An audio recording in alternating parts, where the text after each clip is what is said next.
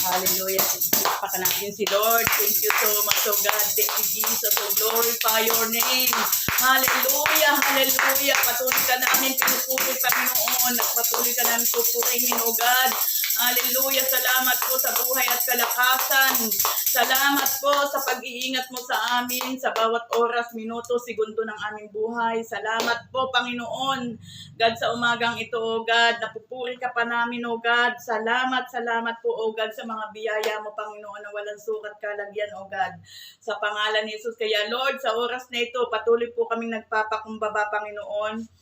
Kung patuloy naming maranasan ang iyong kapangyarihan, O God. Hallelujah. Kaya, Panginoon, sa oras na ito, O God, patuloy kaming nagpapalinis ng aming isipan, ng aming mga mata, ng aming labi at dila, ng aming puso, ng aming kamay, buong pagkatao, Panginoon. Linisin mo kami, O God, upang kami maging karapat-dapat sa iyong harapan. Maging karapat-dapat kami, Panginoon, sa pagtanggap ng pagkain na ibibigay mo, Panginoon, sa pangalan ni Jesus. Kaya, Lord, linisin mo kami, O God. At Lord, ikaw lamang po ang maparangalan, maluwalhati at mataas sa aming buhay, maging sa taong gagamitin mo, Panginoon. Pagpalain mo siya, O God, matago siya sa iyong likuran, O God, at ikaw po ang mahayag sa kanyang buhay. Ikaw po ang mataas, O God, sa pangalan ni Jesus. Kaya Lord, linisin mo din po ang lugar na ito, even, Panginoon, sa mga anak mo na patuloy na nananawagan sa lugar na ito. Sa pangalan ni Jesus, Lord, ingatan mo po ang buong J1 family, O God. Kaya Lord, salamat po. Samahan mo po kami ng iyong banal na Espiritu, O God. Sa pangalan ni Jesus, at ikaw po yung malayong kumilos sa aming mga buhay at sa lugar na ito sa pangalan ni Jesus. At anumang distraction, anumang plano at patibong ng kaaway, ay ngayon pa lang ay winawasak na namin sa pangalan ni Jesus at hindi na namin pinahintulutan na makakilos at makapenetrate sa bawat isa at sa lugar na ito sa pangalan ni Jesus. Kaya Panginoong Jesus, ikaw lamang po ang mapapurihan, ikaw lamang po ang maparangalan, ikaw ang maluwalhati at mataas sa aming mga buhay sa pangalan. Salamat po God, sa iyo po ang karangalan, kaluwalhatian, itangin sa iyo lamang sa pangalan ni Jesus. Amen.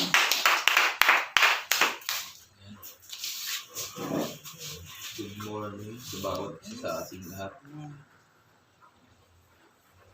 Salamat po sa tatlong narito.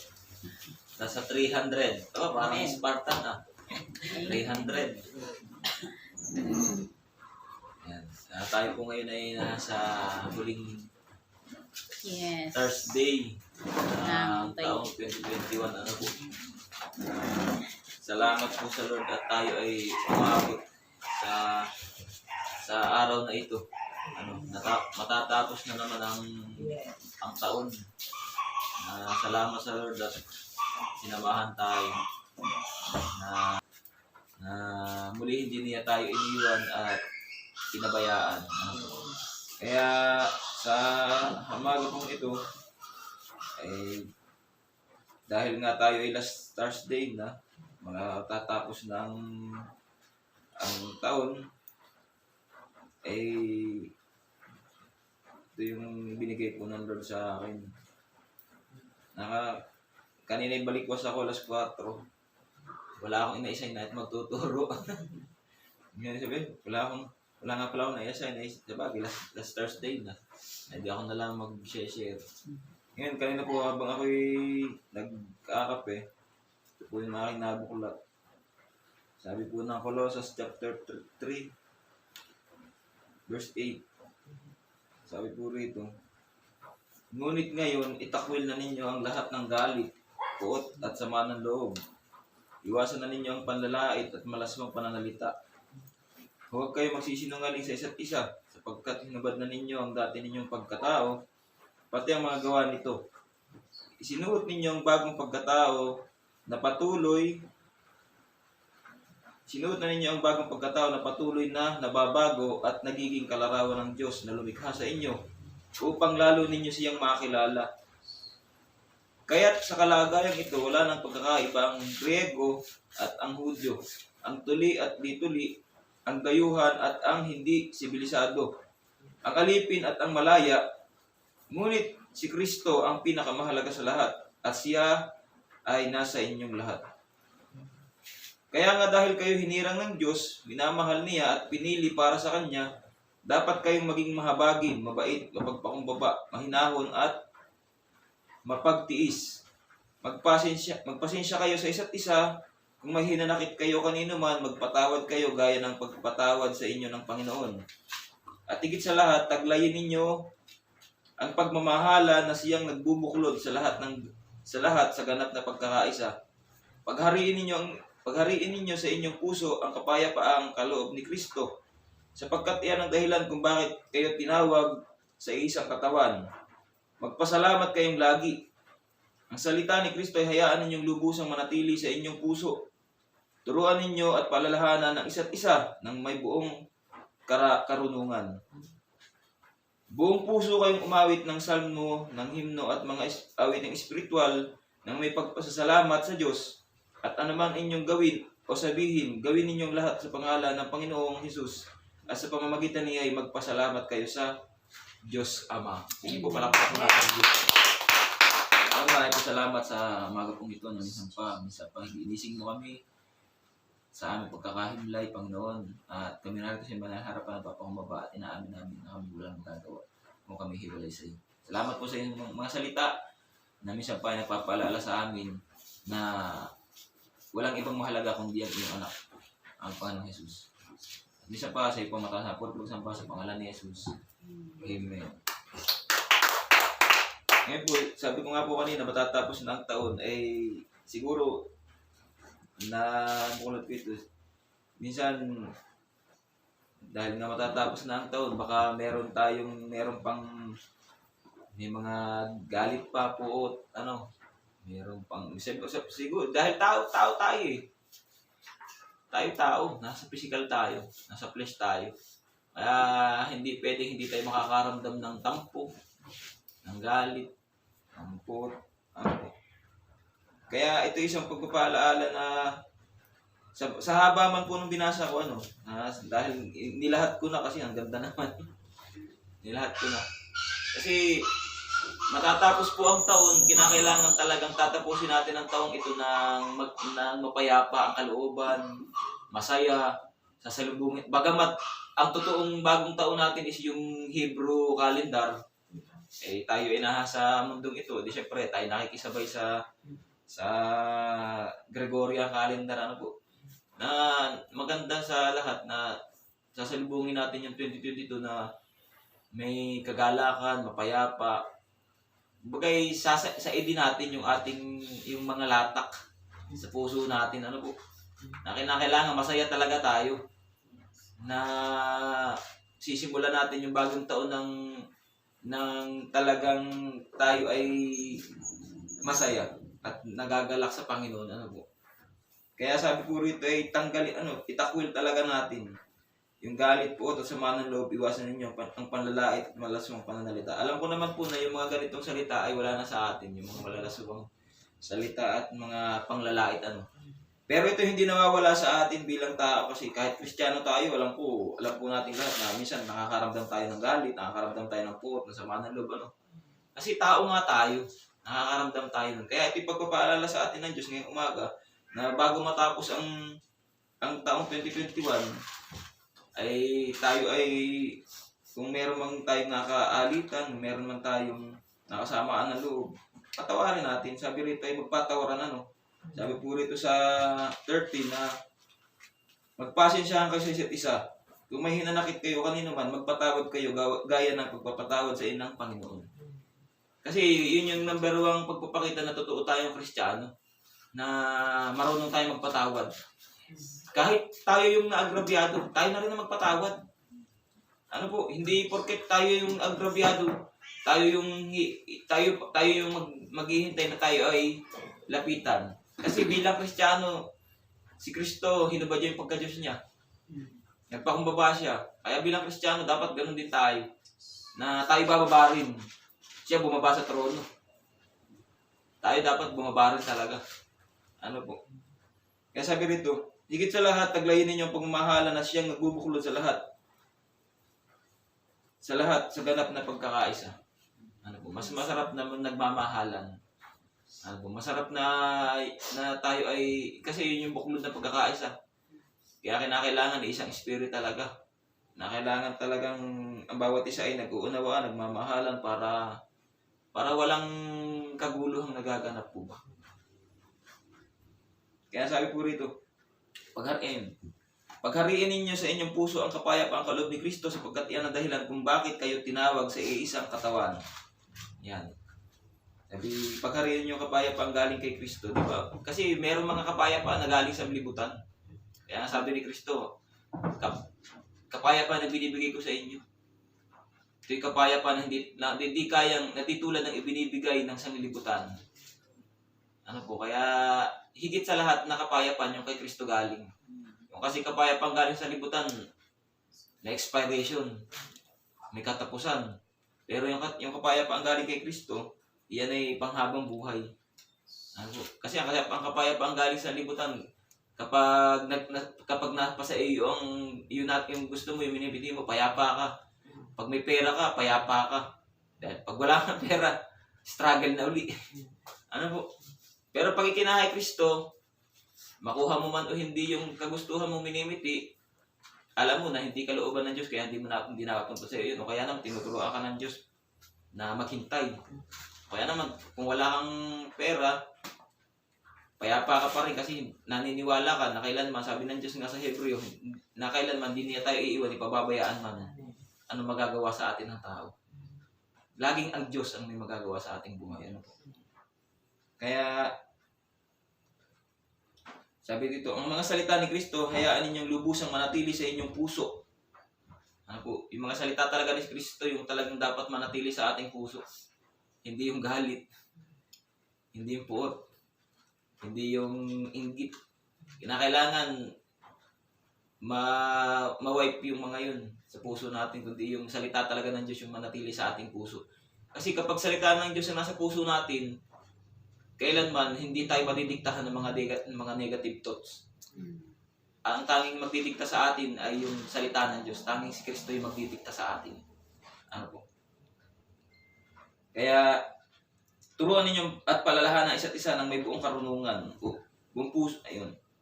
Kinakailangan na magturuan tayo. Ano po, kinakailangan na siyempre, higit sa lahat, tayo magpaturo sa nag-aalaga sa atin. Ano po, kinakailangan talaga yung submission talaga. Na hindi dapat tayong maging suwail na anak. Ano po, kinakailangan ay talagang tayo ay magpaturo. Sabi rito, at palalahanan niyo isa't isa ng may buong karunungan, buong puso kayong umawit ng mga salmo at himno at awit ng espiritual ng may pagpapasalamat. Ano po? Kaya tama, parang din nung sabi ni Reb kagabi na kinakailangan awitan natin ng Diyos. Ano po, parang hindi po sinasadya ito. Binuklat ko lang kanina. Ano, na kung may problema ay talagang kinakailangan awitan mo talaga siya. At ito pa sabi rito ay at umawit ng mga salmo na may awiting espiritual ng may pagpapasalamat sa Diyos. Tama. Matatapos ang taon na kinakailangan ay awitan natin ng Diyos sa pamamagitan ng pag-awit ng mga worship song, ng mga salmo at hymno, ay yung pagpapakita natin ng pagpapasalamat dahil matatapos ang taon na minsan pa pinakita ng Diyos na tayo hindi niya iniwan at pinabayaan man. Right. Alam ko maraming Diyos na ginawa sa buhay natin, kanya-kanyang bagay, nakakaiba, na ginawa ang Diyos sa ating buhay. Hindi tayo pare-parehas na ginawa. Hindi tayo pare-parehas na ang ginawa ng Diyos sa buhay natin. Pero ako'y naniniwala na sa bawat ginawa ng Diyos sa buhay natin sa taong ito, nataas ang Diyos sa buhay natin. At tayo ay ginulat ng Diyos doon sa mga bagay na yun. Maliit man yan o malaki, yan ay ginawa ng Diyos. At kinakailangan appreciate natin yan. Ano po?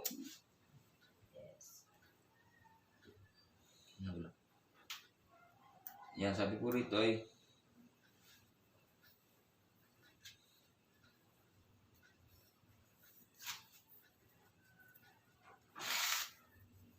ito po sabi, at ano man ang inyong gawin o sasabihin, gawin ninyo lahat sa pangalan ng Panginoong Hesus at sa pamamagitan niya magpasalamat kayo sa Diyos Ama. Kaya lahat ng ating gagawin at sasabihin pala talagang dapat ay para sa ikaluluwalhati lang talaga ng ating Panginoong Hesus. Siyempre, pag naluwalhati ang ating Panginoong Hesus, naluwalhati na rin ang Ama. Ano po? Kaya walang iba tayong gagawin talaga kundi limuti. Sabi ko nga kanina, yung mga negative na nangyari, kalimutan na natin. May galit po, kalimutan na natin. Masarap, umpisahan natin yung taong 2022 na masaya. May kagalakan, may kapayapaan. At yun ang gusto ng Diyos. At napapapurihan ng Diyos sa mga bagay na ganun po. Ano po? Kaya yun lang po. At sa Diyos po yung mataas na po pagsamba sa pangalan ng Jesus.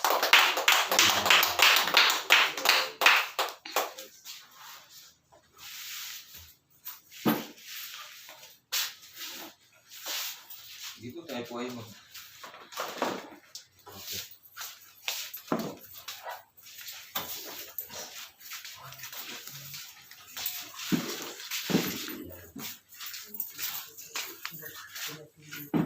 Tayo po ay hindi po pagputo natin. Huwag po natin ang mga kaman. Panginoon, maraming po salamat sa mga salaping ito. Panginoon, palilisin mo po ng iba na nabubuo ang mga salaping ito. At patuloy na minsan pa pinagdedeklara na sa bawat isang narito at sa bawat salaping ito, Lord, ay imumultiply mo ng 100 beses, Panginoon. Lord, di ka namin kaya tumpasan sa pagbibigay. Ngunit ako may naniniwala, Panginoon, na kami pagpapalain mo, Panginoon. At Lord, maraming salamat higit sa lahat na matatapos ang taong ito na kami pinagpala mo, Panginoon. At pagpapalain pa sa mga susunod na panahon. Pagtatagumpayin pa, Lord. Pagmamani pa sa amin yung amazing victory, Panginoon, na ibinaba mo sa ika-23 anibersaryo ng GA1, Panginoon. Maraming salamat, higit sa lahat, Lord, yung divine protection na nagbumula sa iyo, ang aming inaasahan at pinananampalatayanan para sa aming mga mahal sa buhay, at para sa buong GA1 people. Maraming po salamat sa pangalan ni Jesus. Amen. Sige po tayo po mag-pray. Nalangin po tayo. Nalangin po natin na bawat isa na nangyayari sa bawat isa. Ito po nakaraang naglalakas ka. Ano lang na low pressure? Nung nakaraan nga po ay may ipo-ipo sa Pilaway ay. Oo. Hinugot sa Albert yung puno, ibinagsak sa bubong ng bahay ng kapitbahay namin. Oo. Bagsak yung bubong ay. Oo. Yung nga pong kalapit namin bahay na santuloy, sabi po ng kapatid ko, ikot tayo yung puno na santuloy, pinilipit mong ganyan ay. Tapos ay may ikit tinagabot. Tapos pagpunta doon sa kabilang ng Albert, hinugot yung puno ng balibagong. Ibinagsak doon sa bahay, doon sa laki. Malaki din po, malaki din.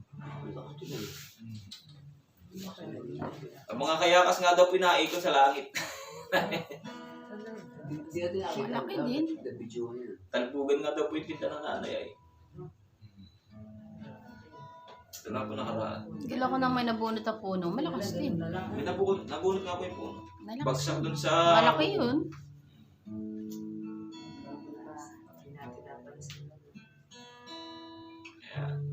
Kaya pag po talagang kalamidad ang yung bang panahon ng kinalaban.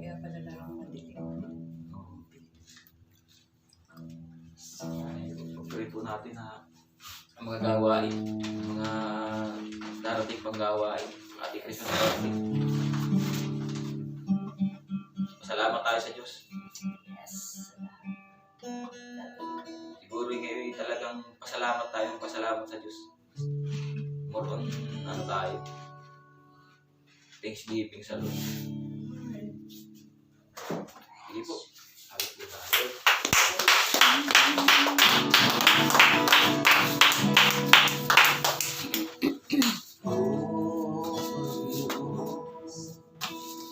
Aking kalakasan, iniibig kita.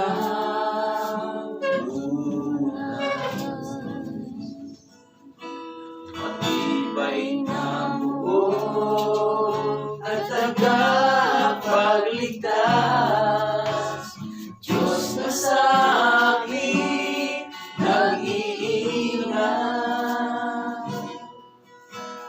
tagapagtanggol at kalasas.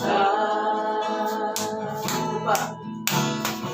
O Panginoon, aking kalakasan, iniibig kitang tunay.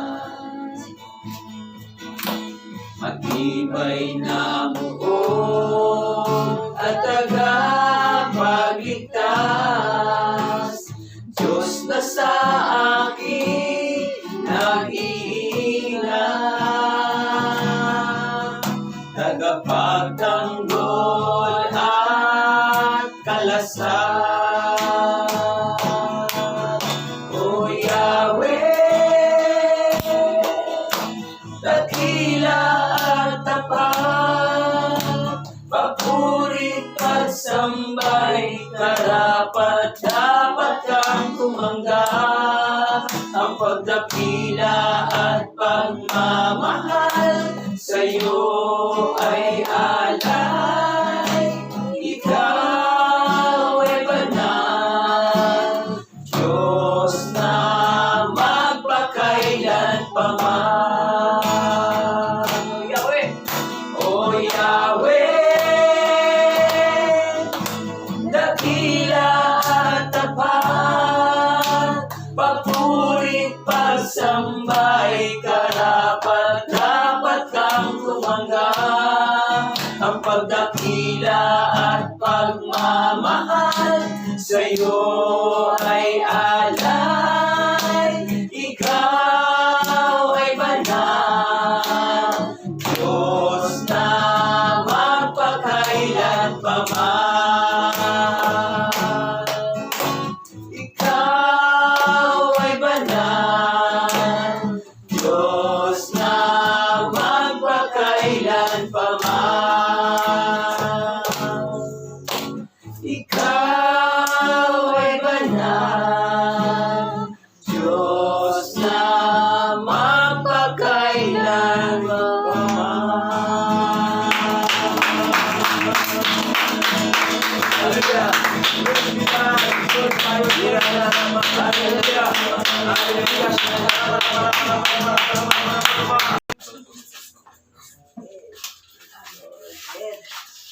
Sige po, palakpan natin.